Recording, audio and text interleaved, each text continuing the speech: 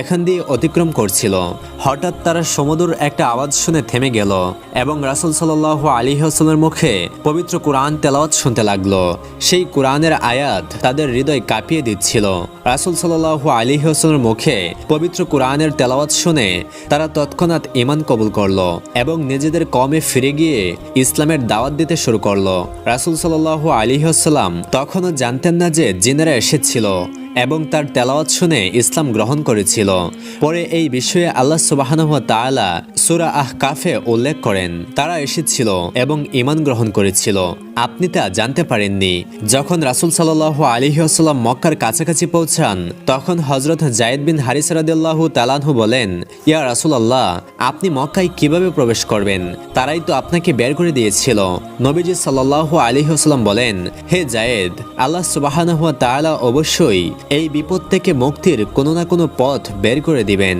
তিনি তার দ্বীনের রক্ষক ও সাহায্যকারী এবং তিনি তার নবীকে বিজয়ী করবেন। এরপর হুজুর পাক সাল্লাল্লাহু আলাইহি ওয়াসাল্লাম গারে হীরার কাছে পৌঁছে আক্কাস ইবনে শুরাইকের কাছে বার্তা পাঠান যে তিনি কি তাকে মক্কায় আশ্রয় দিতে পারবেন।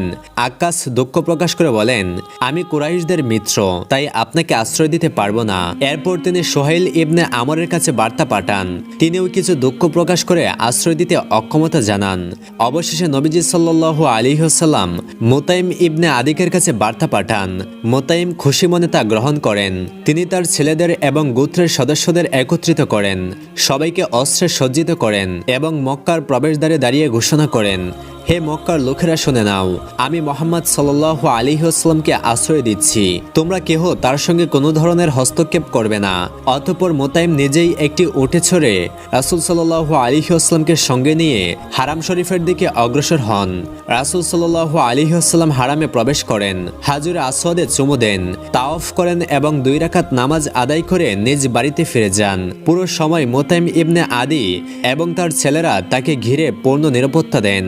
মুতাইম ইবনে আদির এই উপকার ও আশ্রয় দেওয়ার ঘটনা রাসূল সাল্লাল্লাহু আলাইহি ওয়াসাল্লাম কখনো ভুলে যাননি। উহুদের যুদ্ধ এবং বদরের যুদ্ধের পর আল্লাহ রাব্বুল আলামিনের রহমতে মুসলমানরা খুব শক্তিশালী হয়ে ওঠেন।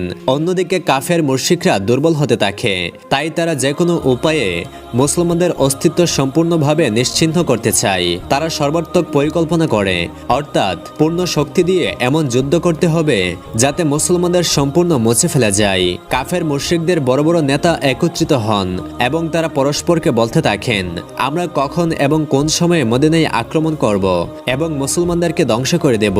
এরপর 627 খ্রিস্টাব্দের জানুয়ারি মাসে কাফের মুশরিকরা